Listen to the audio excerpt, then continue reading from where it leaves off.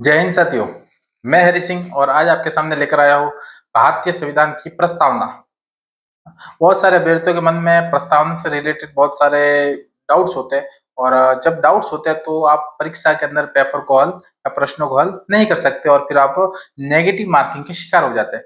इसलिए मैं आपको आज सिखाऊंगा कि प्रस्तावना को कैसे याद रखें, प्रस्तावना किस तरह अपने को याद रखनी है, प्रस्तावना में क्या क्या ऐसी बातें जो भारत के संविधान के अंदर कही गई है, प्रस्तावना को क्यों भारतीय संविधान की आत्मा कहते हैं, क्यों संविधान की आत्मा कहते हैं, क्यों भारत की आत्मा कहते हैं, किस किसने संविधान को किस किस नाम से पुकारा है और संविधान के अंदर क्या क्या महत्वपूर्ण भाग है जो अपने को जानने जरूरी है। मात्र 10 मिनट का ये वीडियो होगा और उस 10 मिनट के वीडियो के अंदर मैं आपको पूरा पूरा समझा दूंगा। समझाना ही मेरा उद्देश्य नहीं है, आपको याद भी करवाना है।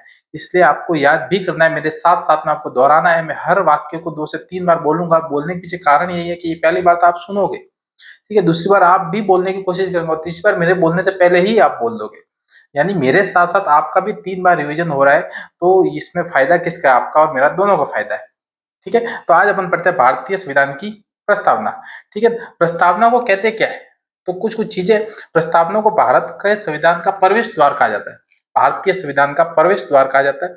यह लिया कहां से गया है? प्रस्तावना को कहां से लेके? प्रस्तावना को अमेरिका से लिया गया है, परंतु प्रस्तावना की जो भाषा है वो ऑस्ट्रेलिया से ली गई है।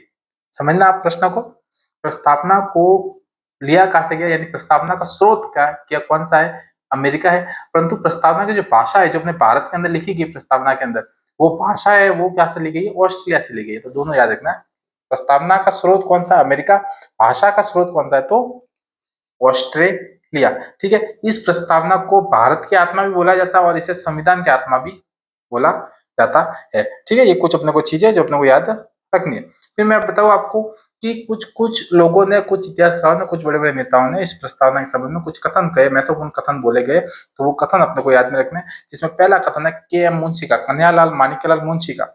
उसने क्या बोला है कि प्रस्तावना एक लोकतांत्रिक राष्ट्र के संविधान की जन्म कुंडली है ना। जन्म कुंडली को अपन राशि फल भी कह सकते हैं या कह सकते हैं भविष्य फल है। ठीक है, तो संविधान की जन्म कुंडली किसने कहा? के एम मुंशी ने कहा। ठीक है, एन ए पालकी वाला ने इसको परिचय पत्र का, परिचय पत्र मतलब संविधान का परिचय पत्र है प्रस्तावना। जो प्रस्तावना है उसी को व्याख्या के रूप में एक तरह से अपन संविधान के अंदर डिस्क्राइब किया या उसमें उतारा है, अपन ने लिखा है। ठीक है, तो अपन कहे कि एन की पालकी वाला ने इसको परिचय पत्र की संज्ञा दी। जवाहरलाल नेहरू ने क्या बोला? जवाहरलाल नेहरू ने इसको उद्देशिका कहा और कहा कि इसको भारत की आत्मा। जवाहरलाल नेहरू ने इसको भारत की आत्मा कहा। और ध्यान रखना, भारत की आत्मा तो नेहरू जी ने बोला, परंतु ठाकुरदास भार्गव था, उसने संविधान की आत्मा बोला।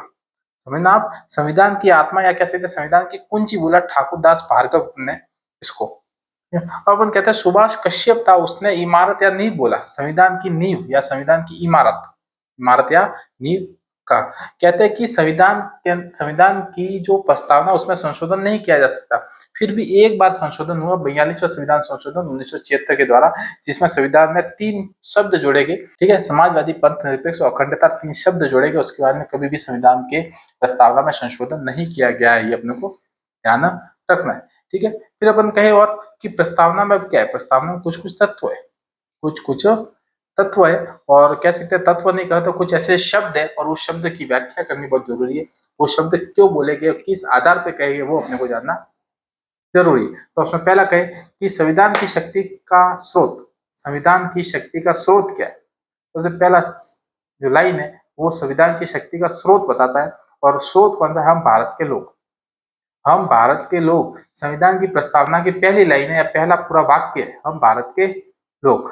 हम भारत के लोग का अर्थ क्या है? तो कहते हैं कि संविधान की शक्ति का स्रोत है ये। संविधान की शक्ति यानी शक्ति को बता रहे हैं, हम भारत के लोग हैं, एकजुट है, इसलिए अपन कहते हैं शक्ति है ये। ठीक है, फिर कहते हैं भारत की प्रकृति के बारे में बताया गया। भारत की प्रकृति कौन सी है, यानी भारत के अंदर क्या क्या विशेषता है जो अपन उस भारत के संविधान के तहत अपन देखते हैं, जिसमें बहुत सारी संपूर्ण प्रभुत्व संपन्न, संपूर्ण प्रभुत्व संपन्न। संपूर्ण प्रभुत्व संपन्न का मतलब क्या है कि भारत एक जीता जागता राष्ट्र है, उसके ऊपर किसी का कोई अधीन नहीं है ना, स्वतंत्र राष्ट्र है।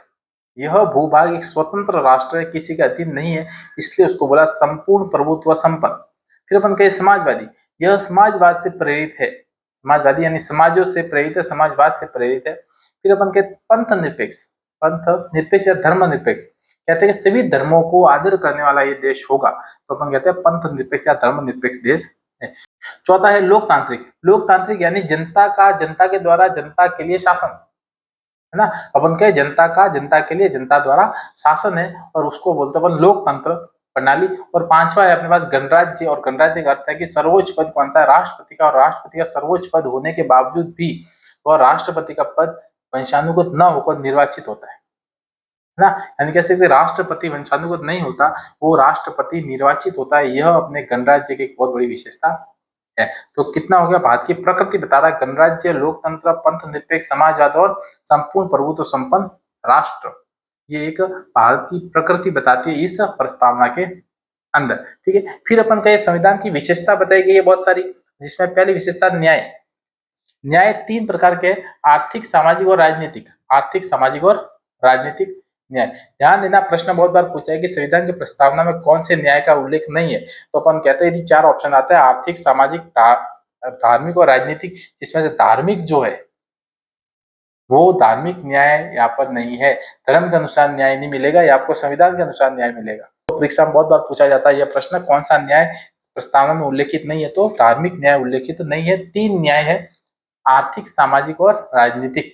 आर्थिक, सामाजिक और राजनीतिक न्याय मिलेगा, ये अपने को जानना है। ठीक है, उसके बाद अपन देखते हैं स्वतंत्रता 5 प्रकार की बताई गई है। स्वतंत्रता 5 प्रकार की, जिसमें अपन कहते हैं विचारों के विचार बोल सकते हैं, अपने विचार रख सकते हैं। अभिव्यक्ति, कोई भी अभिव्यक्ति कर सकता है।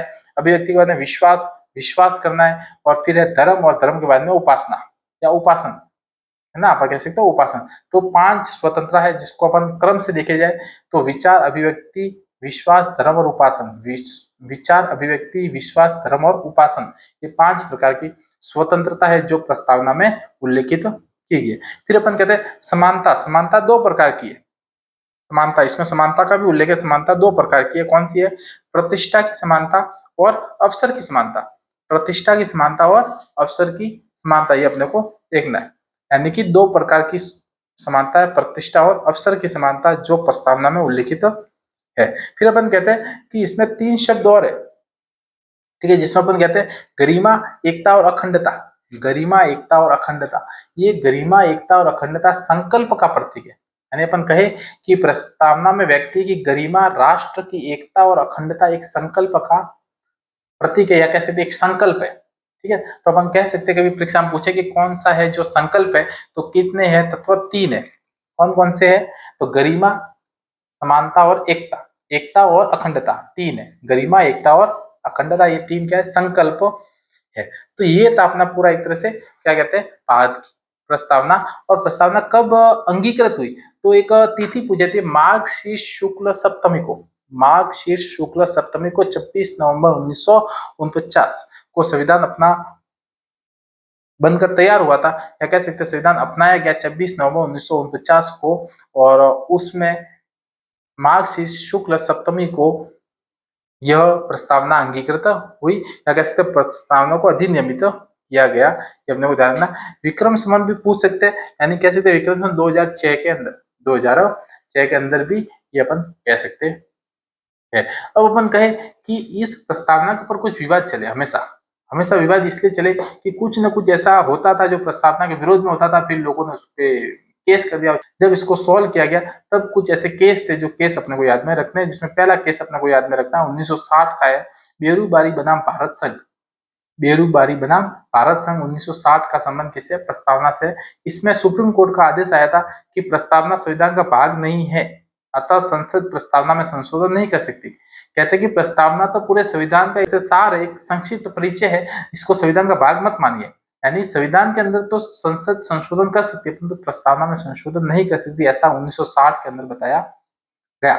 ठीक है, यानी सुप्रीम कोर्ट का आदेश था, प्रस्तावना संविधान का भाग नहीं है तो संसद प्रस्तावना में संशोधन नहीं कर सकती। ये बेरूबारी बनाम भारत संघ 1960 का विवाद था, उसमें ये बताया गया। फिर अपन कहते हैं 24 अप्रैल 1973, याद रखना बहुत ही फेमस है। 24 अप्रैल 1973 को केशवानंद भारती बनाम केरल राज्य, केशवानंद एक वकील थे, उन केशवानंद भारती तथा बनाम केरल राज्य के मध्य एक विवाद हुआ था, और उसके अंदर संविधान का महत्वपूर्ण एक तरह से बात बताई गई थी, और इसलिए इस वाद को या इस विवाद को आधारभूत ढांचे का विवाद भी कहते हैं। समझना आप, इस केशवानंद भारती के वाद को आधारभूत ढांचे का विवाद भी कहते हैं। 24 अप्रैल 1973 को हुआ था। क्या बोला संसद ने? कहते हैं कि संविधान का भाग है, प्रस्तावना संविधान का भाग है, इसमें संशोधन कर सकती है संसद, इसमें संशोधन कर सकती है, लेकिन प्रस्तावना वाद योग्य नहीं है। ध्यान है ना, प्रस्तावना वाद योग्य यानी कि उसको न्यायालय में चुनौती नहीं दे सकते, न्यायालय में चुनौती नहीं दे सकते, इसलिए कहते हैं कि प्रस्तावना वाद योग्य नहीं है। परंतु हाँ, संसद यदि संशोधन करे परंतु उसके मूल ढांचे में संशोधन नहीं कर सकती, उसके मूल ढांचे को नहीं बदला जाएगा। ऐसा केशवानंद भारती बनाम केरल राज्य के अंदर 1973 का जो वाद हुआ था उसमें कोर्ट के द्वारा कहा गया। ठीक है, मूल ढांचे में कभी परिवर्तन नहीं होगा। फिर एक और था अपने आगे विवाद, गोलकनाथ बनाम पंजाब राज्य। गोलकनाथ बनाम पंजाब राज्य 1967 के अंदर, 67 के अंदर, और इसमें कहा गया कि संविधान की आत्मा है, संविधान की आत्मा क्या है? प्रस्तावना संविधान की आत्मा मानी गई। फिर एक और बात आया 1996 के अंदर, 96 के अंदर, LIC बनाम उपभोक्ता। LIC और उपभोक्ता के बीच में एक विवाद आया और उस विवाद के अंदर कहा गया कि प्रस्तावना के संदर्भ में आत्मा का सिद्धांत दिया। प्रस्तावना के संबंध में आत्मा का सिद्धांत कब दिया? तो LIC बनाम उपभोक्ता बाद 1996 के तहत, 1996 के तहत। और अपन कहे कि प्रस्तावना अब तक सिर्फ एक बार संशोधन हुआ, 42वां संविधान संशोधन, जिसमें 3 शब्द जोड़े गए, ये अपने को पता है। तो ये थी अपनी प्रस्तावना। मुझे कमेंट बॉक्स में जरूर बताएं आपको कैसी लगी। बहुत ही बेसिक स्ट्रक्चर के अंदर मैंने समझाने की कोशिश की है, और इतना यदि आपको रिवीजन हो जाएगा, इतना यदि आपको समझ में आ जाएगा, तो आप प्रस्तावना के सवालों को हल कर सकते हैं। ठीक है, आगे और अपन मिलते हैं नेक्स्ट वीडियो के साथ। तब तक प्रस्तावना को याद करें। जय हिंद।